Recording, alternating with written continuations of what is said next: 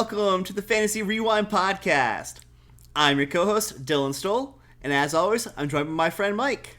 Hey! So today, we're sticking with Wheel of Time, Season 2, going with Episode 2, titled... Strangers and Friends. Strangers and Friends.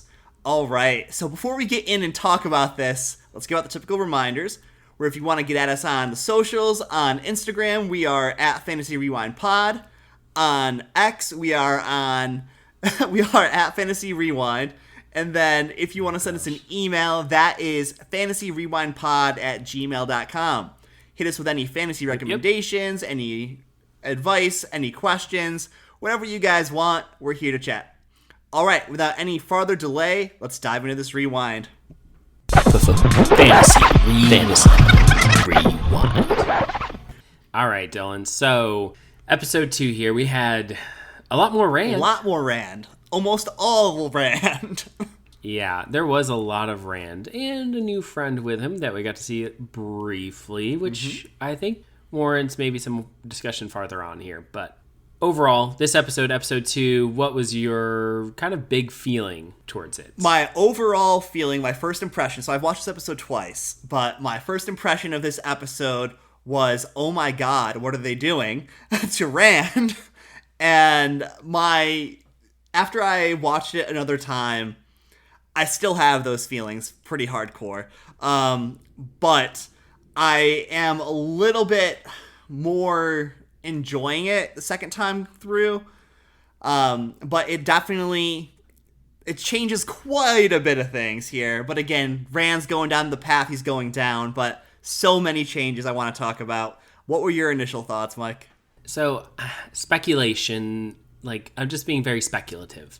I think I have finally gotten to a point where I am cutting the book out and I'm not holding it to the book anymore. We talked in the beginning in season 1 about how it feels like towards the end they were just like, this is based on the Wheel of Time. This is not like a Wheel of Time adaptation. And I just am very much resigned myself to the fact that this will not be the Wheel of Time story that I want told, which is the books. And I'm okay with that. At just coming to peace with it and seeing some of the changes they've made, I just start thinking myself through okay, if they're cutting stuff out, how important was this? Why would they do this specific thing? And I do want to have those conversations as we get into some of these character stories. So I actually just am coming off of watching the Brandon Sanderson, Joe Abercrombie interview that Daniel Green was having on his channel. And one of the questions that Daniel asked them was about what's your worry with adaptations of your work? And Joe Abercrombie's answer was actually really good.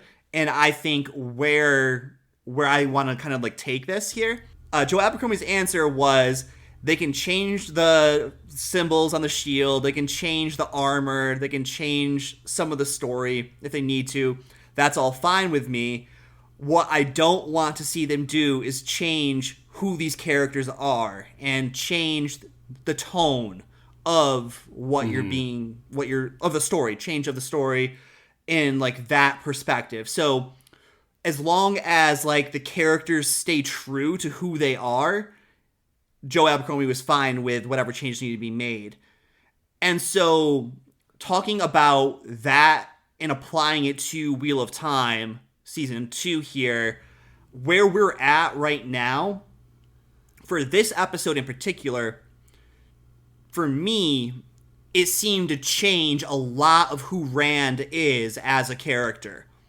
And so much so that I was really taken aback, especially about a scene we'll get to when we talk about this in a little bit later. Let's just dive in and let's just do Rand's storyline here. So when we come in at the beginning of this episode, we see Rand, and he's with a woman in this hotel who is Selene, if you pause the screen there. And we'll talk more about her later on in her book significance we'll give a spoiler warning.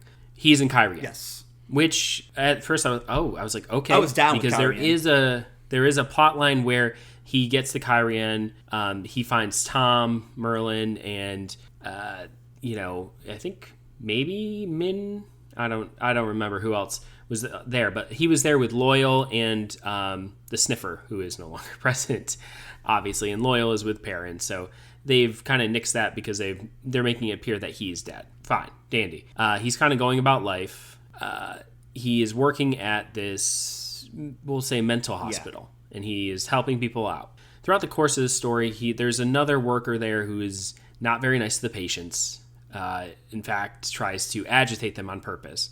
Now, it seems like Rand is learning the sword techniques from one of the patients there who was a blade master, which I thought was interesting. And I was like, oh, that's a cool way to get him to sort of continue to learn that, because maybe when they go out for walks, the guy shows him with the stick and he practices or whatever it happens to be. So I'm going to pause it there really quick. Yeah, you can pause me because there. I think that since we're not getting Lan teaching Rand how to use the sword, that this is probably the best way they could have done it, with having him learning the sword forms from someone else who is a blade master.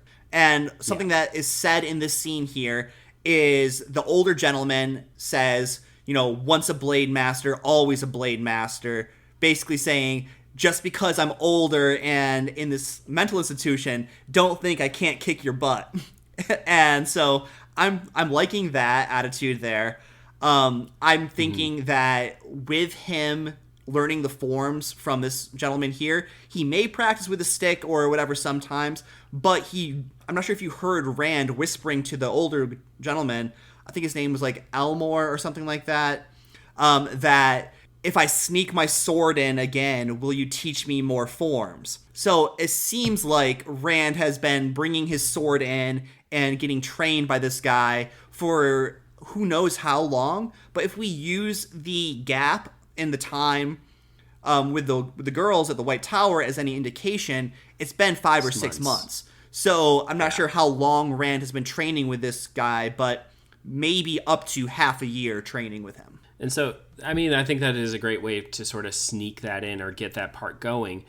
And later on in the episode, he sort of plots and beats up the other orderly who is abusing the patients. And honestly, this is the scene I had the most problem with in this episode, was Rand basically beating the tar out of another guy here for what appeared to be a personal grudge, no reason type of attack. He was waiting for this guy to drunkenly walk off in the shadows by himself, and then Rand attacked him and just was pummeling him over and over again. And I was like, that's not Rand. Rand would never do that. What is happening right now on the screen? So I want to sort of I agree with you that him doing that doesn't make sense.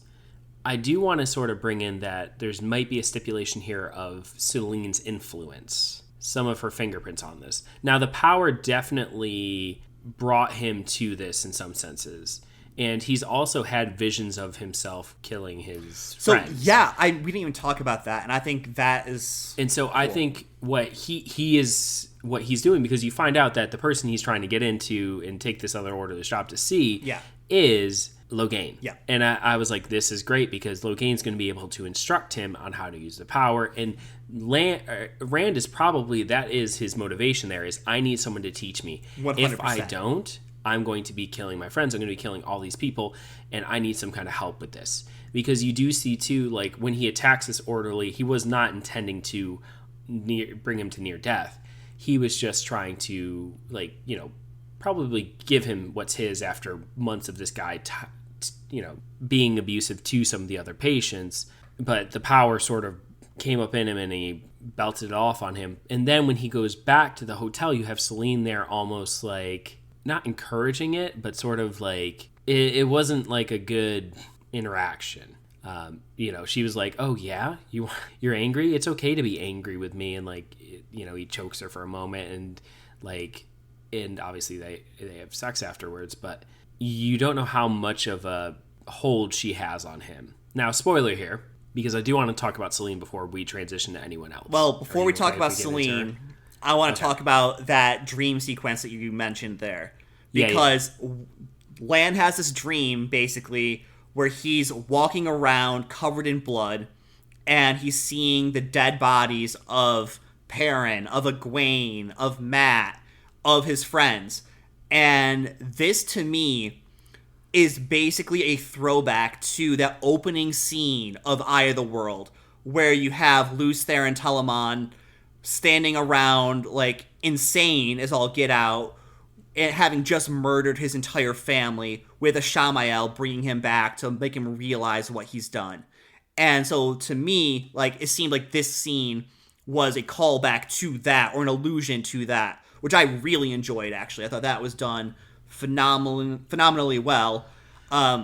Also, just want to throw it in here before we move on, and I forget to talk about it, but when Rand first goes and talks with the older Blade Master guy, the Blade Master is afraid because he thinks that Rand is an Aielman. And to me, I thought this was great. Again, throwback to the books. This happens a lot in the books, where before Rand truly learns who he is.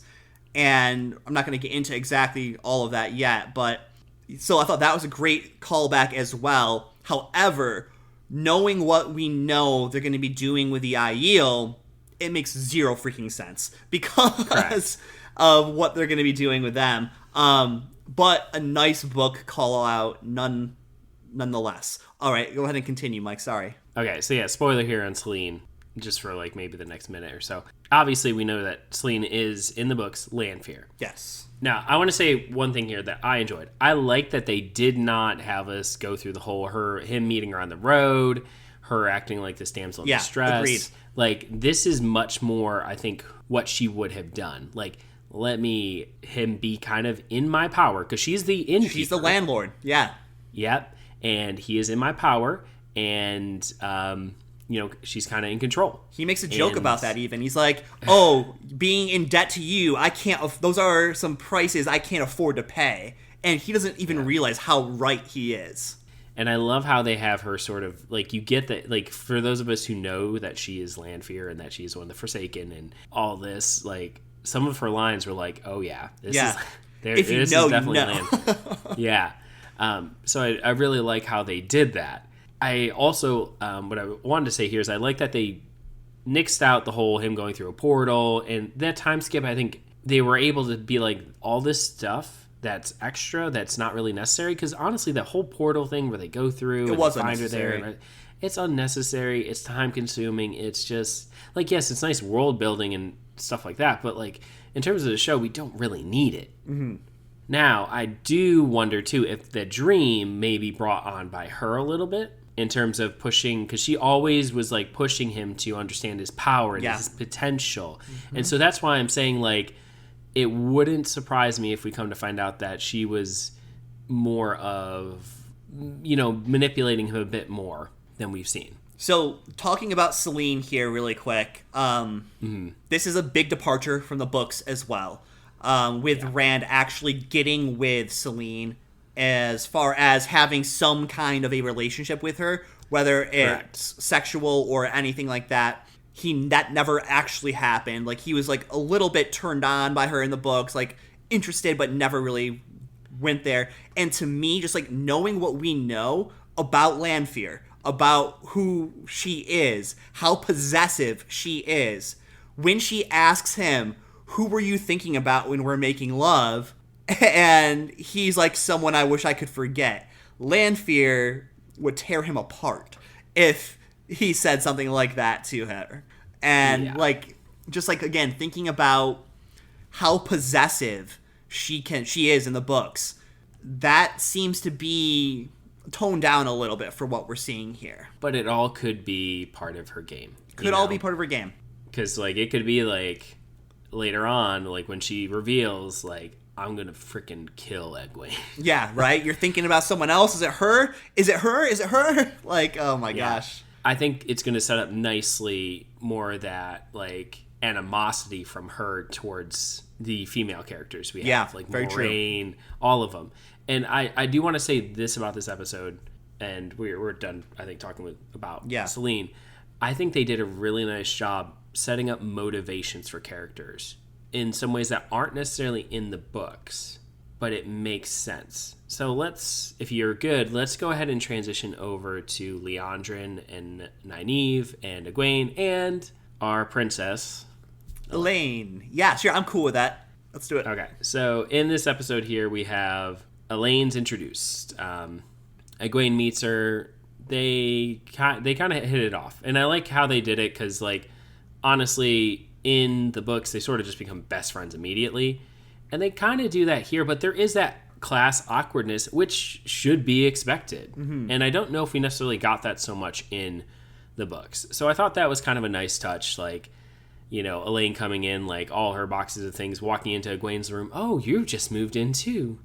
And, no, I've been here. I just don't have anything because I have no money. Yeah. And she, like, realizes, and she's just like, oh, yeah, oh. And, like, you were my subject.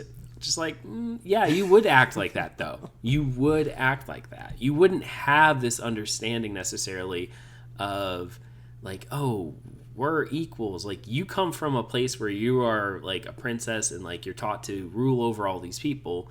This makes a bit more sense in my mind, in terms of your first meeting, at least. See, I didn't like that they had Elaine bringing in all the boxes. I thought that was out of character for her because as she alludes to later on in this episode, she's been coming to Tar Valon for the summer for, like, however long. She goes there often.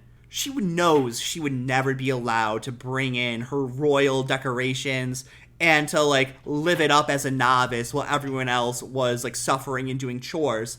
And I think that expectation just would have never been there. Like, she was not that naive in the books, where she might have had that classic, like, disconnect between the rich and the poor, but she knew going in, yeah, I'm going to be a novice just like everyone else, and that this is going to be, like, difficult. It's not going to be a vacation of me sitting around on my pampered pillows.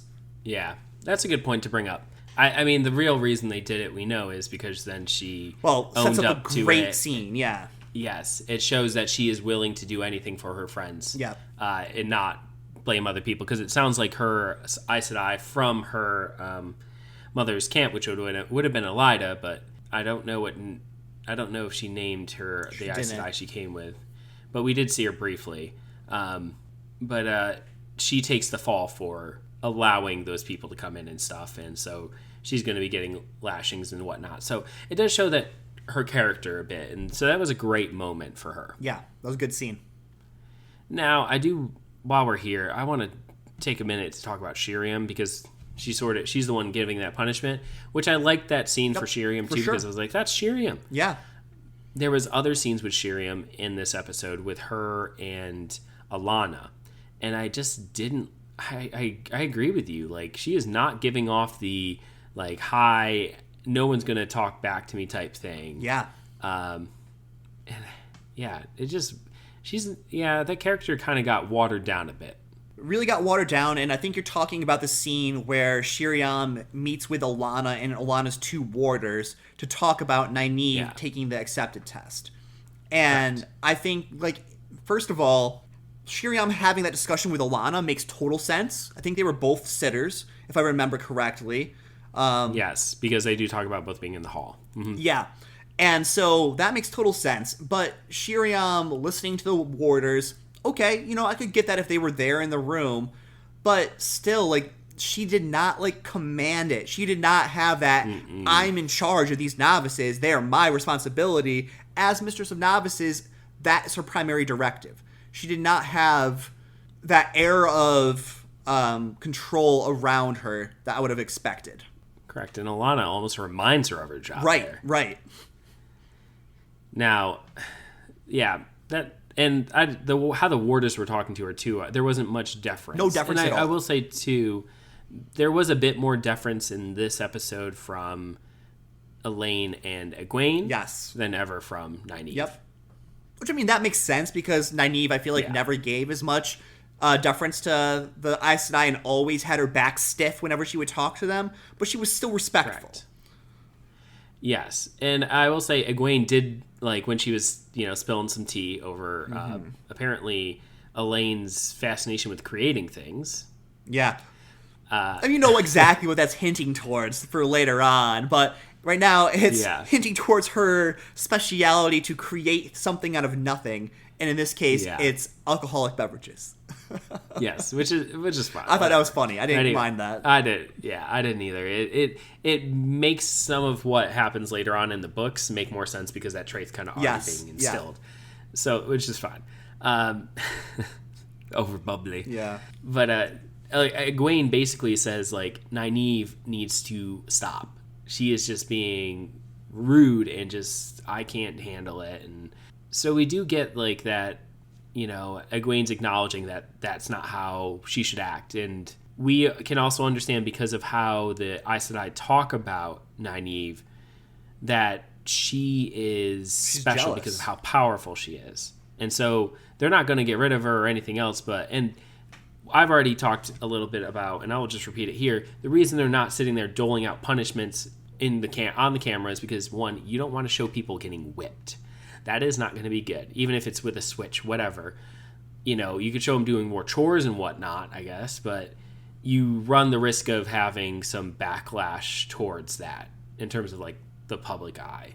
So there are things that happen later on where I don't see how they're going to be able to avoid physical punishments like that. But we'll see if and when they get there, how they handle it. I mean, yeah. We will. Now, with this story, too, we have Nynaeve's whole adventure. She is, at the end of this episode, getting tested for accepted. She's going to be going through the arches. But there's a lot that leads up to that. Yes, there is. Now, she sort of almost creates a bond with Liandrin in this episode. You know, after Leandrin's conversation with her, talk with her as they, you know, shoot the power at each other. And then she seems to almost, like, create a bond. Like, there seems to be like a budding friendship of sorts. Well, so I think that's because Nynaeve was unable to channel a drop of the power since she's been there, and then one afternoon with Liandrin, or not even an afternoon, a couple minutes with Liandrin, and she's already able to access her power. So she sees the value that Liandrin can have in helping her achieve her potential. And Liandrin says it's not just this way. Like, anger is the way you're going to do it. Yeah. And so she opens up that pathway for her, which in the books, Nynaeve kind of figures out on her own. Yeah, true. So, but the reason I think they do this is because later in the episode, well, after Liandrin also takes her to see a healing and talks about the different Ajas, which I thought was really nice, world building, sort of sprinkling that in, we get Liandrin taking this powder at the hospital, which is apparently used to, in high doses, kill a patient, or can kill a patient. And she takes it, and I think they do it to give you the idea that maybe she's going to poison Mat, because after that, she's feeding Mat, like, honey cakes. Yeah. And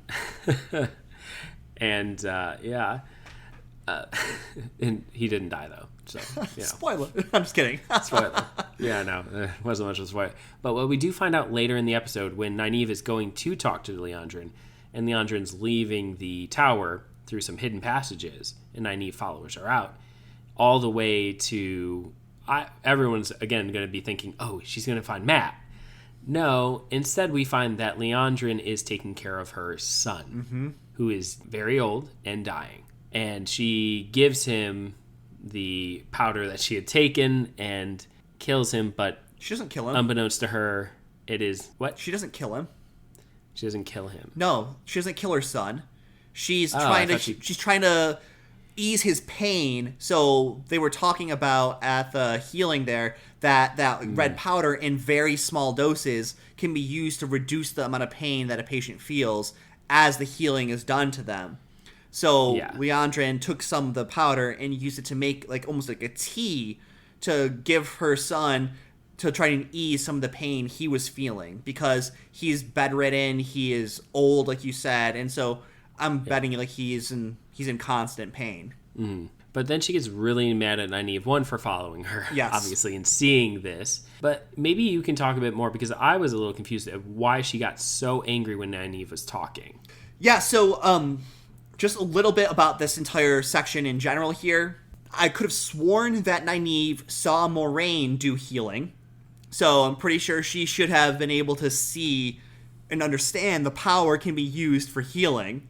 So, I mean, but it was nice to kind of reintroduce that for people who might not have been as familiar with what power can do, and kind of describe the Ajas a little bit, even if it was like begrudging from Liandrin.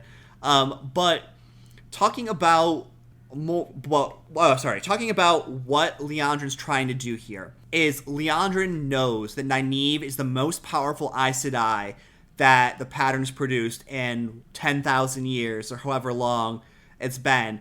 So she is doing everything she can do to try to get Nynaeve to join the Reds. And trying to say, you like healing people, you were a wisdom. Yellows, yeah, they can heal and save one life. What we do is we save hundreds of lives or more over the course by keeping these men who can channel at bay. So, but my understanding, getting to your question there, Mike, about why Liandrin was so upset with Nynaeve and seeing her, is because she's a red with a male son who she is trying to care for still. And that is just flies in the face of almost everything that you would expect for a red sister, let alone one who is like as powerful as Liandrin is. And so for Nynaeve finding out Liandrin's secret, she doesn't give a rat's tail about why Nynaeve is there. She's just angry that she's been found out, that she's seeing Liandrin with this shield down, caring for another person, whereas she likes to present this hard-nosed face to the world. So she's mad at Nynaeve for finding out her secret and just wants her to get out of her face. And we see that even later on when she's like, if I could take this back, I would, but wheels have already been set in motion, when Nynaeve's about to be led to her acceptance test. But before we go any farther here, like, one of the things I didn't quite understand was why Liandrin has this as like such a big secret that she wouldn't even allow any other trusted Aes Sedai to heal her son, rather than have to use like these pain medications on him. Because like we all know that if he went through healing, or maybe he was, I don't know, I answered my own question, maybe he's not strong enough to go through healing. Yeah. Well, and two, I guess Nynaeve had also said that the pain had passed beyond what could be used, like what could help. Nynaeve said the pain's in his heart now.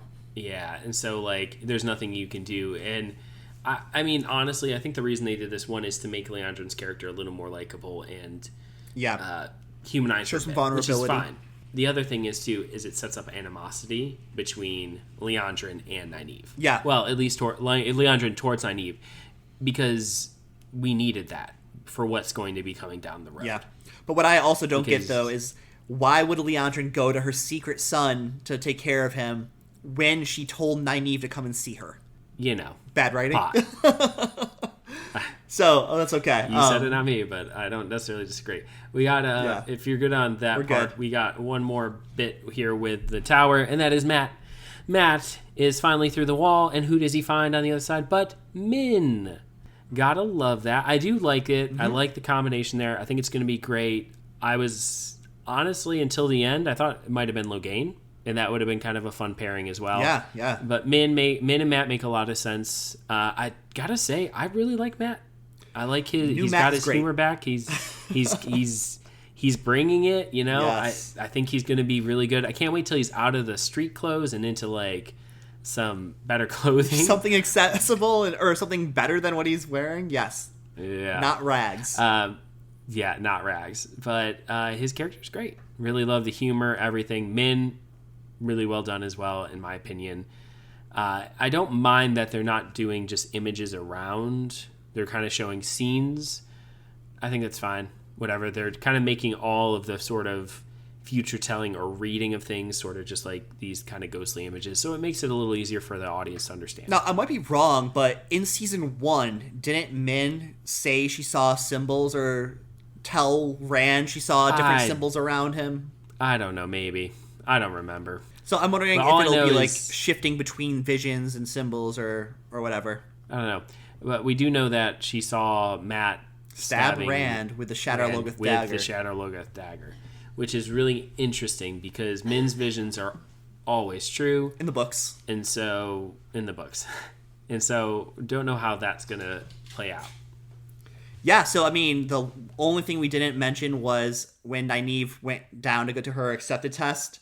And so that, I thought that was interesting, you know, the whole, like, face the fears type of thing. Like, all, like, the chants and ritualistic portion of it was all done. And I think that was cool because, again, it's showing how, like, in the books, Nynaeve was raised to accept it fairly quickly after getting there. And so she's right on that path to do it.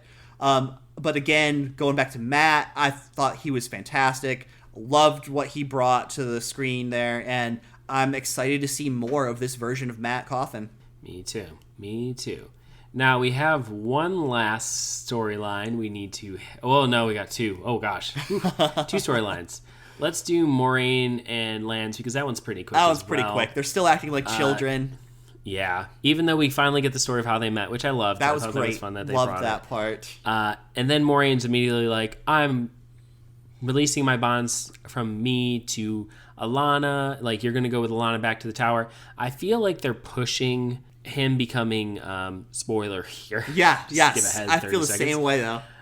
I feel like they're pushing Lan to be Nynaeve's warder. Way like, sooner. Super ahead of time. Way sooner. And honestly, that's fine.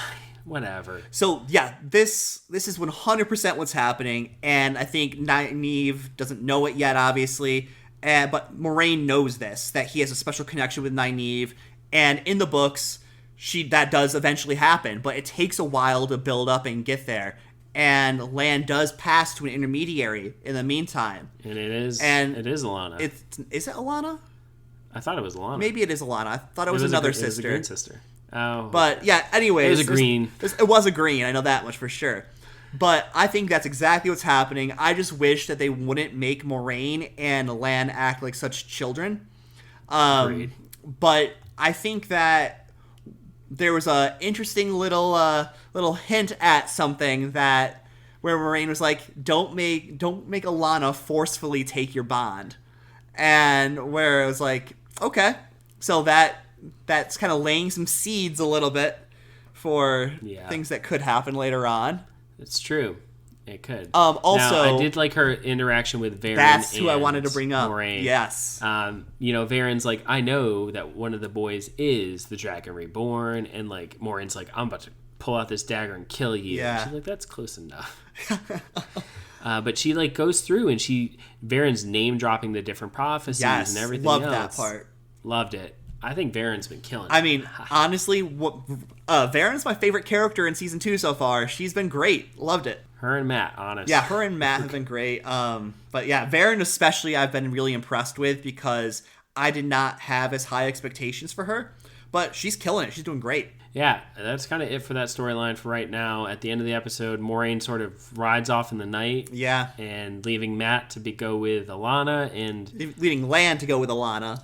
Yeah, leaving Lan to go with Alana. We don't know about Varen or Adelius. I think they go with Moiraine. They go to probably go with Moiraine. Or they, wait, hold on. Varen said she was going to go to the tower, too, to get, so Moiraine isn't going to the tower. Yes. Yeah. Little confusing at the end there, but still. Yeah. Don't know. Last but not least, we have Perrin. Now, so this one I did like. I like that they stopped in this small town. We see the Fade kind of through Perrin's like wolf vision. The Fade comes in and kills all these people, and then before they leave, the Fade is like up on a door, like crucified. Yeah, pretty much. For lack of a better term. That's exactly what it is, though. Yeah, and we know in the books who does it. Yes. And so I'm going to kind of hold on to that just for a little bit, but because I'm interested to see how it sort of shakes out. Yeah, we see more of Perrin's wolf power at play, and where he's like, oh, I'm sorry to disturb you. I thought you were... And then it turns out the family he was seeing was all ghosty visions that were all killed by Podden Fane, his rabble, and the Fade there. But I thought that it was interesting how that worked out, because in the books, This is kind of like where we see some of the example of Rand's madness a little bit kind of coming in, if I remember correctly, where he's walks into like this house full of flies, pretty much. But Perrin, using his wolf powers, was interesting again. Elias is like, oh, see, you're letting reality and visions cross. You gotta control it a little bit more. Basically, Elias telling Perrin, I know what's up with you. I know what you're going through. And Perrin's like, leave me alone. Get out of my head. Which is classic Perrin. Yes. Yeah, fighting the wolf. Perrin. Fighting the wolf for 8 seasons? Or how long is he going to do it? Well, hopefully it's just like 3 episodes. Yeah. Because, he is fighting it. In the books, he doesn't acknowledge it until probably like the last book where he's finally like, I am the wolf. No. But we have some interesting friends show up at the end of this episode. So they stop into town that night. In the middle of the night, they're attacked, dragged out. I thought it was very interesting, kind of that fighting. The Shinnarans really show up. They really do, I'm like, yeah. Whoo, yeah. They were fighting. I loved the fighting scene there, the choreography. It all looked really cool. Uno and Ingtar looks so good. Badass, yeah. Even so Loyal, good. too. Oh, I know. I was like, wait, how'd they get ropes? My thing with that, though, is, like, how'd they get ropes around him? Did they just tie around him when he was sleeping? Like, Because they had, like, ropes tied to him from 4 different angles. And I was like, also, what was their goal here? Just, like, hold him and then beat him up until he knocked out? Like, they've obviously... I don't know. I would have almost liked to have seen some kind of recognition or some kind of conversation, because we know in the Seanchan homeland, at least, in the books, they do have Ogier, and they are Ogier warriors, yeah. But anyway, this is the Seanchan, and we find this out when they have some of the Suildon and the Dumani show up and blast the Shinnarans away because the warriors can't handle them, which was kind of neat. And we have at the end Ishamael and Suroth. So I like that they had everyone sort of bow just from a flick of her finger. Like that's perfect though, because that's how Seanchan royalty. That's how they would do it. Yes. Now no accent at all, and that's fine. That is fine. I think that it would have been strange if they tried to do it, and like we had talked about earlier, how could they come up with a Seanchan accent without offending somebody badly? So just no accent. Culture, okay. Better off that way. So I'm excited to get into the next episode and see what happens. As I said, I think they did some things good where they were setting up some of the Liandrin's motivation for animosity. When they have Matt's sort of relationship with Min, kind of they're building that in. I like that. And Min, the vision from Min's going to make things weird. She's going to want to hang around him, because obviously that vision, see it through or try to stop it. So it's going to be interesting to see how that works out and what's not being, that's probably going to happen, but the context is going to change. I'm almost curious if what we're seeing is going to happen at Falma. And, Matt has to stop Rand from destroying the city or something like that, so he stabs him. Yeah, that would be interesting. Before we get out of here, what were your impressions of Suroth and the Seanchan in general? I mean, it was fine. The outfits weren't quite what I was expecting, but honestly, it almost looked like sci-fi soldiers for a minute. It really did. Yeah. I was like, lizard head people? And they're supposed to be, insect head helmets and stuff, but, I thought that Suroth herself looked really cool. Looked great. She looked really cool. I thought, her on the whole pedestal thing, I was like, that's perfect. Yeah. Ishamael being there, yes, with what we know about Suroth, makes sense. Yeah, I mean, what we know about Ishamael as well, just trying to wheedle his way where he can. But I'm going to be very interested to see how the whole slave thing is addressed with the Seanchan, because that is a problematic topic, and seeing how it's represented here is going to be very interesting. I think, if we're just going ahead, I think they will do it like the Damani, begged to be there, and in that gear protects them and keeps them safe, and then towards the end of the series or whatever, maybe there's this oh no, we've like really been imprisoning him, and how terrible is this? I don't know. Maybe. There will be Yeah. some sort of cultural awakening to that, maybe. Well, We'll see. I mean, the Prince of the Ravens will see to that. All right. Well, with that being said, I think we're good to go, yeah? Yeah, I think so. So this is going to be two nerds signing off. Goodbye. Bye.